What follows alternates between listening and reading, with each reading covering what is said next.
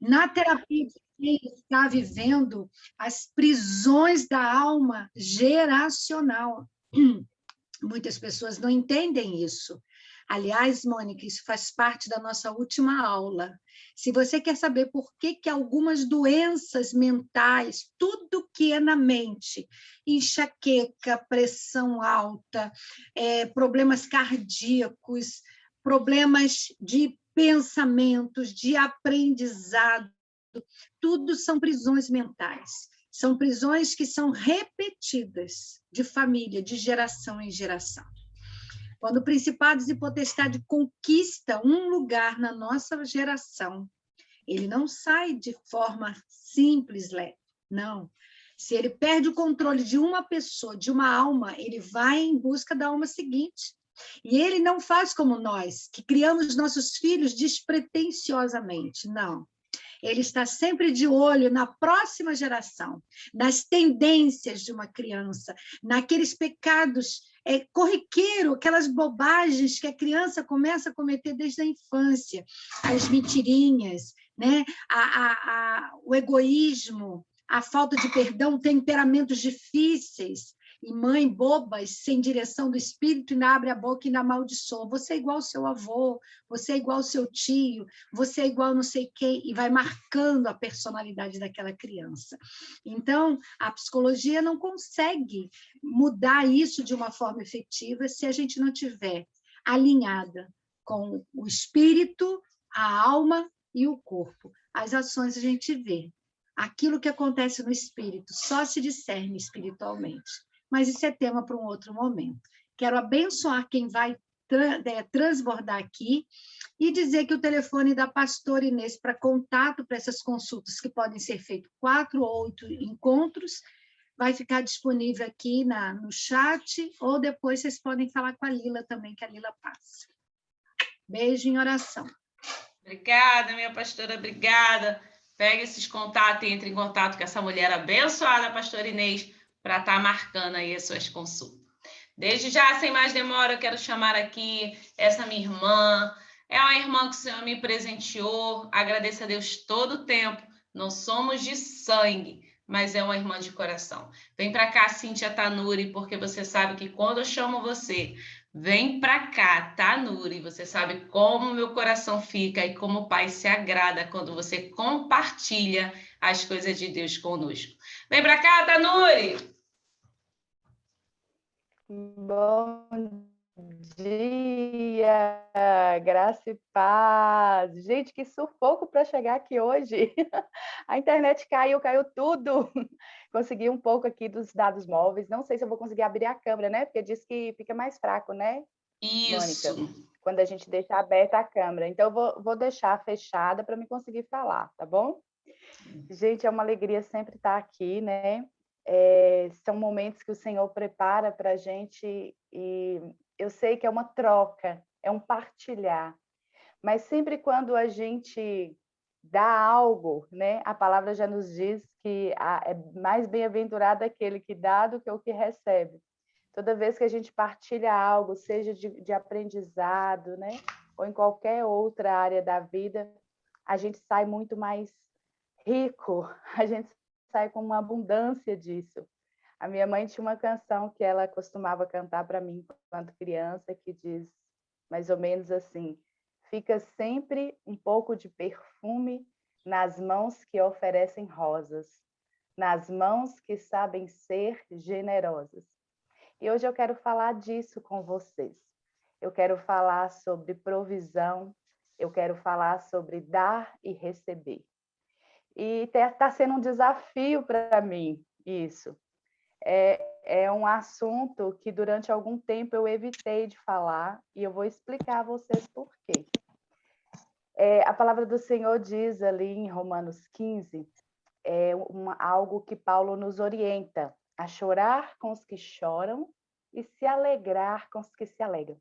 E eu sei que este é um lugar que nós temos experimentado muito isso. Nós temos sido exercitados em empatia e entender a dor do outro e chorar com o outro, não é assim? Nós clamamos juntos, nós acolhemos. E nós temos sido ensinados e treinados também em nos alegrar com o outro, com as conquistas, com as vitórias, com os feitos do Senhor na vida do outro. E esse dia, a terça do transbordo sem fim, é esse exercício que o Senhor tem nos permitido. E sabe por quê, meus irmãos? Eu vou dizer para vocês. Porque é mais difícil se alegrar com o outro do que chorar com o outro. Acredite se quiser. Eu tenho aprendido isso ao longo da vida de formas muito duras. Sabe, esse se alegrar com outros diz respeito a alguém que tem um coração que é grato em todas as circunstâncias, e ele pode celebrar a vitória que não é sua. E eu digo que isso é ser crente de verdade. E é se alegrar e celebrar essa vitória ao ponto de usufruir e fazer parte. Porque quando nós chegamos nesse nível de maturidade, eu entendo que a vitória da Mônica é a minha também. Como eu ouvi da Kátia esses dias falando exatamente isso comigo. E isso é um abundar da graça de Deus que vai para além da minha medida, do meu copinho. Quando o outro recebe, ele transborda e transborda em mim, e assim como eu, quando estou, né, recebendo algo do Senhor, nunca é só para mim, nunca é só para você, pode ter certeza disso. Nosso Deus, ele é abundante em graça, em favor, e aquilo que ele te concede nunca para somente em você. É para que transborde, se multiplique e abençoe muitos outros.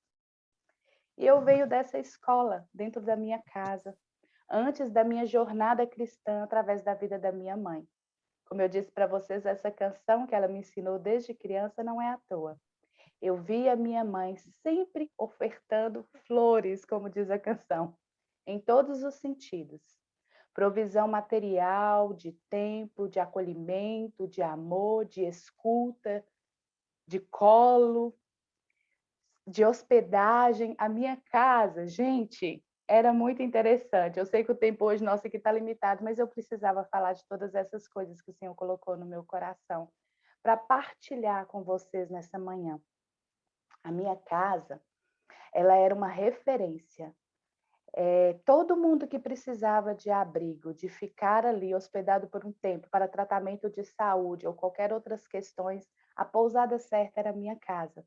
As pessoas vinham da zona rural, seus filhos doentes, a minha mãe trabalhando muito, mas ela parava tudo para levar para o hospital, para cuidar, e ela foi nos ensinando a fazer isso ao longo da vida. E ao longo da vida isso foi incorporado a nós. E sempre foi muito natural servir as pessoas, dividir o que a gente tinha na mesa.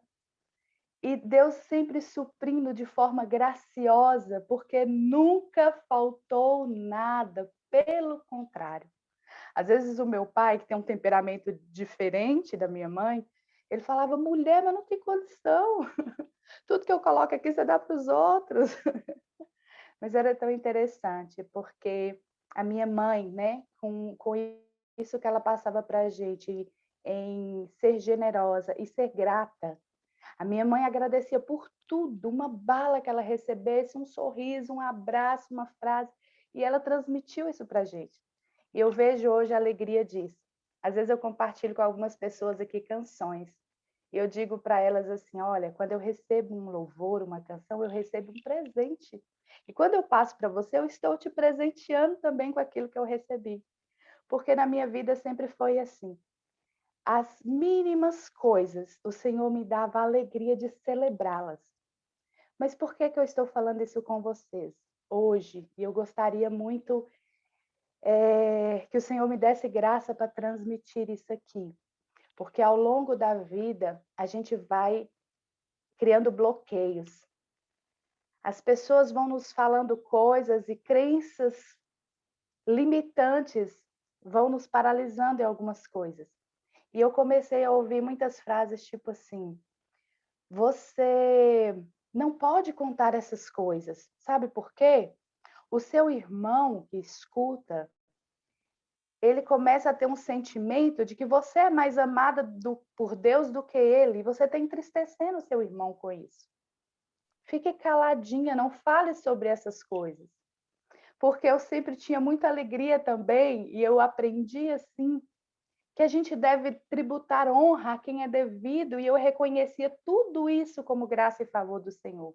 Todas as provisões que chegavam a mim, através da vida de alguém, seja nas formas mais variadas, não estou falando só de coisas materiais. Eu tinha alegria não só de compartilhar, como dividir, e às vezes as pessoas começavam a dizer, e havia aquele sufocamento, olha, não fale. Quando você fala, o outro fica achando que Deus ama ele menos do que você. Isso está fazendo mal, então fique calada. E eu comecei a criar esse receio e esse medo. E isso começou a roubar a minha alegria. E na última semana, quando eu falei com a Mônica que eu queria transbordar, que foi algo muito forte que o Senhor falou comigo. Para mim não reter isso mais. Não reter a glória que era dele. E nem essa alegria de celebrar as bênçãos do Senhor na minha vida, sem medo, como antes. Como aquela menina que saltava, que pulava, que fazia festa e que queria contar para todo mundo o que o Senhor fez. E o Senhor disse, volte. E tem sido um treinamento. E eu estou aqui vivendo esse momento agora.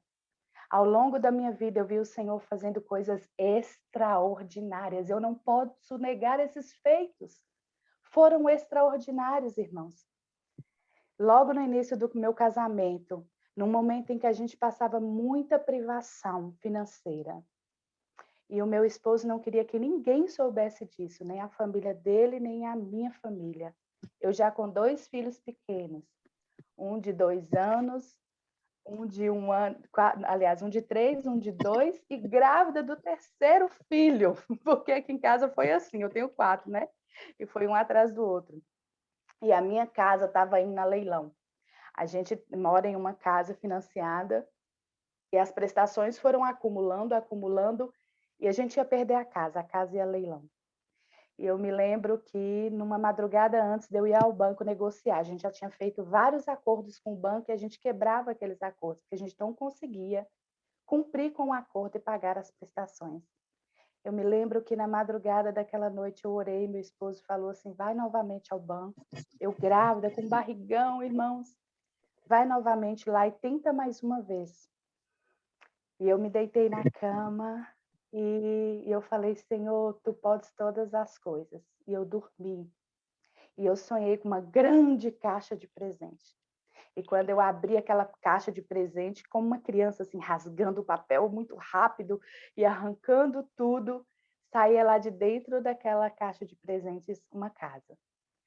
E eu acordei ali, e eu acordei com a certeza, a fé que ardia em meu coração, que o Senhor me dava essa casa, que essa casa era minha, e que a provisão chegaria, eu não sei como, porque era muito dinheiro, irmãos. Eram muitas prestações atrasadas. A gente queria fazer um negociamento de tentar ali de alguma forma, a gente não sabia nem de onde ia tirar o dinheiro para pagar uma.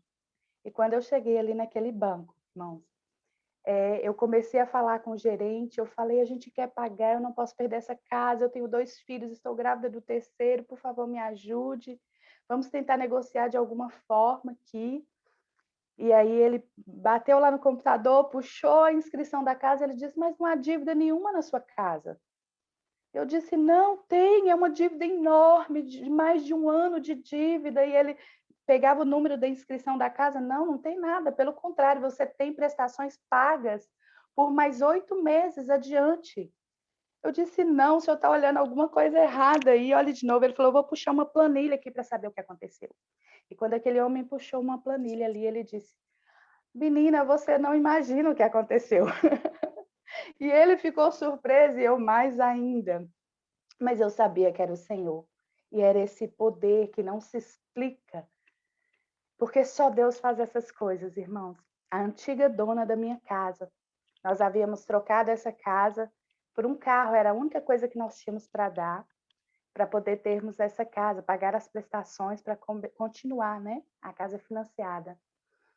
A antiga dona, ela pagou um valor a mais sem saber, indevido.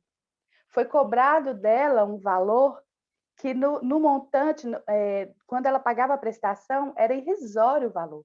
Mas o montante, ao longo dos anos, quando o banco descobriu, 3 dias antes disso, eles entenderam que aquele valor foi cobrado indevidamente.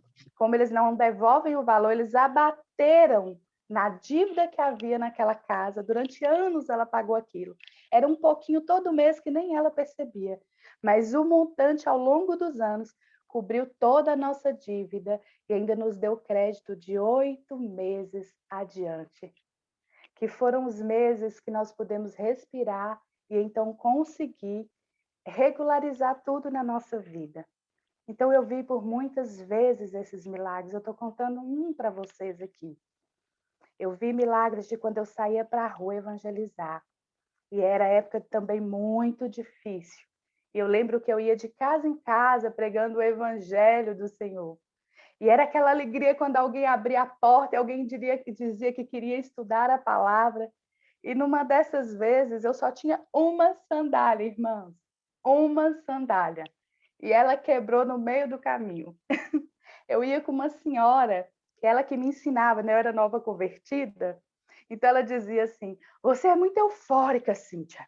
E você quer enlouquecer a pessoa, porque você quer que todo mundo aceite Jesus naquela hora. E as coisas não são assim. Tinha cartilha naquela época que a gente tinha que seguir. O evangelismo era daquela forma. Eu falava, é muito chato, gente, isso. Eu queria falar de Jesus dessa forma que vocês me veem falando aqui. Mas tinha que seguir aquele plano, sabe como é que era? E eu sempre quebrava o protocolo. E ela estava ali para me doutrinar, para me ensinar, me discipular naquilo.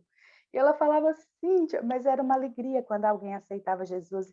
E nesse dia, a dona daquela casa disse, volte, minha filha, à tarde, porque o meu esposo e meu filho vai estar aqui. Eu quero que você conte exatamente tudo de novo, porque eles precisam ouvir isso. Eu disse, sim, eu volto. E quando eu saí da casa dela, a sandália quebrou. E eu falei com a Maria Helena, né, aquela senhora que me acompanhava, Lena, e agora como é que eu vou voltar? Porque eu não tenho outra sandália. E aí ela falou assim, meu Deus, se a minha coubesse no seu pé, né, o número era diferente, eu te emprestava uma, como é que vai fazer? Eu falei, já sei, eu vou na casa da minha mãe, a dela, ela calça alguns números a mais, mas dá para mim, pelo menos, passar por hoje. E aí comecei a rir, brincar com ela no meio da rua e falei, mas não está escrito, Lena? Olha o que está escrito, formosos são os pés daquele que leva as boas novas de salvação. Meus pés são lindos, então eu posso vir descalça, não tem importância, mas eu vou vir. E fizemos aquela festa brincando ali. Eu fui até a casa da minha mãe, peguei uma sandália emprestada com ela. Meu esposo falou assim: espera até o final de semana, quando entrar dinheiro, eu compro a sandália para você. Agora não tá, não. Peguei a sandália com a minha mãe, fui, deu estudo, foi lindo. O filho dela aceitou a Cristo. Hoje ele serve ao Senhor. E eu voltei com o meu pé cheio de bolhas, muitas bolhas nos pés, mas uma alegria, celebrando ao Senhor. E a gente sempre passava na igreja na volta para reportar ao pastor tudo que havia acontecido. E quando eu voltei ali, a secretária da igreja, ela estava me esperando ansiosamente. Ela disse, Cíntia, por que você não veio ontem? Eu falei, ontem não deu para me passar aqui, gente. Estava atrasada, tinha que buscar meus filhos na escola, não deu tempo. Ela falou, porque ontem o Senhor mandou comprar um presente para você. Não sei por quê, mas Deus mandou comprar um presente para você. Eu estava com aquela senhora do meu lado, né? Ela sempre me acompanhava. Quando a secretária da igreja pegou a caixa, logo eu vi que era uma caixa de sapato. Eu comecei a gritar. Eu e a Lena, a gente gritava. E na igreja batista, de onde eu venho, é tudo com muita ordem e decência. A gente não pode fazer esse alarde, esse barulho. A gente dava glória a Deus, a gente pulava, a gente chorava. E antes de abrir, a secretária não entendia, aquela irmã, aquela amiga não entendia. O pastor saiu do gabinete, o que é isso? Que escândalo é esse?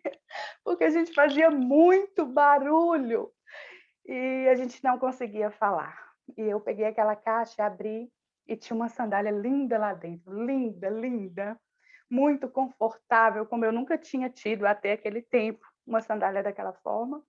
E quando eu abri, tinha um versículo escrito: porque formosos são os pés daqueles que anunciam a palavra de Deus. E foi algo muito forte na minha vida. A gente contou ali, então, o porquê daquilo. E o Senhor me fez lembrar de todas essas coisas e hoje contar novamente para vocês e dizer: lembra-se daquela alegria, lembra-se disso. E essa sandália tomou um curso muito grande, porque quando eu fui contar para minha mãe na fé, aquela pessoa que me evangelizou para o Senhor, né? Eu cheguei como aquela criança, você não acredita o que aconteceu? E eu estava ali, né, evangelizando, e a sandália quebrou. Eu contei todo o caso para ela. E eu cheguei na igreja, a caixa da sandália, o versículo, e ela começou a chorar, chorar, chorar, e ela não parava de chorar. E eu dizia: tá bom, calma. E ela dizia: Cíntia, não é por isso. E ela chamou o esposo dela, e alguém que tem muito recurso financeiro, ela chamou o esposo dela e disse: olha, escute o que a Cíntia está dizendo. E eu disse, e eles ficaram um olhando para o outro, assim, eu sem entender. Ela disse: Cíntia, na semana, uma semana antes disso que você está me dizendo, o Senhor me disse para comprar uma sandália para você e escrever esse versículo, e você não ia passar por isso. Mas naquela hora eu achei um absurdo isso. E eu falei: dar uma sandália para a Cíntia, por quê? Não tem nenhum sentido, não é aniversário dela, não é nada, por quê? E ela disse: esse meu choro é da minha tristeza, porque eu não ouvi a voz do Senhor, porque eu não obedeci, porque eu retive isso. São experiências, irmãos, que eu estou compartilhando aqui, assim como o Senhor me fez muitas vezes. Ele me permitia chegar nas minhas mãos um valor e ele dizia: não é para você, filha. Vá agora na casa de fulano, bata no portão e entregue isso nas mãos daquela pessoa. Isso é um treinamento, dar e receber a provisão do Senhor. Viver nessa dependência de fé e saber que o Senhor é o Deus que supre todas as nossas necessidades, mas também nos faz canal da graça dele para suprir outros. Assim como eu vi, como eu falei com vocês na minha escola de vida. E eu falo que a minha mãe nos ensinou muito a dar, a servir, mas alguma dificuldade em receber. Esse treinamento foi Deus que tem feito ao longo da minha vida, porque às vezes a gente se sentia constrangida ao receber as coisas. E ao longo da vida o Senhor foi fazendo isso comigo, em vários momentos. E hoje eu quero celebrar com vocês e me alegrar, porque o Senhor resgatou um sonho de uma menina de 8 anos de idade, o sonho de ser escritora. E eu não tinha a ferramenta principal, que era um computador. E o Senhor, através do grupo do transbordo, através de alguém que não quis se identificar, mas eu louvo ao Senhor pela vida dessa pessoa, dessas pessoas envolvidas nesse processo. Eu ia falar hoje com vocês através do computador, seria a primeira vez que eu ia ligar aqui a câmera para falar com vocês. A internet caiu, mas não tem problema. Eu continuo celebrando esse momento. Eu estou diante dele aqui, ele está diante de mim, eu estou tocando nele. Ele é uma realidade. Eu sei que pessoas oraram aqui por isso, né, pastora Rose? E esse computador está aqui na minha frente. Eu vou poder não só realizar esse sonho, como servir a muitas pessoas que o Senhor já me falou aqui. Eu vou poder produzir o livro de outros, eu vou poder servir as pessoas dessa forma, na aula da viagem eletrizante, muitas outras coisas. Mas eu ainda estava retendo essa alegria, irmãos. Eu não estava conseguindo celebrar totalmente isso. E eu falo com vocês por causa desses bloqueios dos últimos tempos, que as pessoas diziam: mas o meu irmão ali vai dizer assim: ah, mas Deus não me ama, quanto tempo eu estou esperando isso ou aquilo? E o Senhor, na semana passada, falou comigo: não faça mais isso, filha. E eu estou aqui sem medo de dizer para vocês: alegrem-se comigo, porque esta minha alegria é sua também, meu irmão. Celebre comigo e seja cheio dessa alegria, porque eu sei que o meu Pai, o nosso Pai, é rico em suprir todas as nossas necessidades. Ele sabe, ele conhece complace, ele se alegra com isso. Não tenha medo. Durante muito tempo eu fui ensinada que a gente não podia pedir coisas materiais. Sabia disso? Eu tinha medo de dizer para o Senhor. Eu falava assim, pai, mas o Senhor já me tem dado tanta coisa. Eu tenho a saúde, eu tenho a família. Eu achava um absurdo pedir a Deus alguma coisa material. Mas a palavra do Senhor não nos diz isso. Nós podemos ler ali em Mateus 7:7, quando o Senhor fala. Eu não pronunciava nem esse versículo, irmãos, para você ver o tamanho do bloqueio da pessoa. E lá diz, pedi e dar-se-vos-á. Buscai e achareis. Bata e veja essa porta se abrir. Nós não estamos falando de fazer de Deus como um Papai Noel, como aquelas pessoas que só vão buscar ao Senhor por coisas materiais. Eu não estou falando disso. Mas a palavra do Senhor diz que nós temos que crer em Deus, que é impossível agradá-lo sem fé, sem crer que Ele existe, que Ele é galardoador dos que o buscam. O nosso Pai tem prazer em nos abençoar. E o Senhor tem me conduzido nesse treinamento. E para encerrar, eu quero que você se alegre mais ainda comigo. Porque essa última semana o Senhor tem feito isso. Eu sei que com isso Ele tem me curado. E eu quero que isso seja de cura para a tua vida também. Talvez você passe por isso. E vai ter um encontro da pastora Rose Ferraz presencialmente lá no Rio. E eu sonhei muito com isso, irmãos. Eu sonhei com um momento virtual de estar na sala e o Senhor me proporcionou. Eu sonhei e eu pedi. Quando o Senhor começou a falar, abra a boca e peça. A Ana tem me ensinado muito isso. Ela fala, Cíntia, fala. E eu não tinha coragem de falar. E eu comecei nesse treino. Eu falei, pai, eu quero muito participar do ciclo terapêutico. Mas o Senhor sabe que eu não tenho esse recurso no momento. Eu não estou trabalhando. E eu não tenho esse recurso. Mas eu consegui participar do ciclo terapêutico. Quando a pastora anunciou que ela ia estar no Rio de Janeiro, irmãos, vocês não têm noção. Eu fiquei aqui como uma criança e eu falei, Senhor, e é um desejo muito grande de conhecer a Mônica pessoalmente, dar esse abraço que a gente tem falado tanto tempo, né, Mônica? E de todos vocês, se eu pudesse estar com cada um, que é uma família, é algo tão novo que o Senhor trouxe na minha vida e tão curativo, vocês não têm noção de quem são vocês na minha vida. Quando eu falo isso, e aqui todos na minha cidade, e a minha família, e todos que me cercam já sabem de vocês, já conhecem, já chamam pelo nome, é algo muito surpreendente, irmãos. Isso aqui não é coisa natural, isso aqui é sobrenatural. E nessa última semana eu ousei pedir e orar. E eu falei com uma irmã, vamos orar, vamos pedir, o Senhor pode, Ele pode prover. E na última semana, uma irmã me mandou a mensagem, a Kátia Matos, ela disse, eu não posso ir, mas você vai. Arrume as suas malas, porque você vai. Eu estou te dando a passagem para você ir.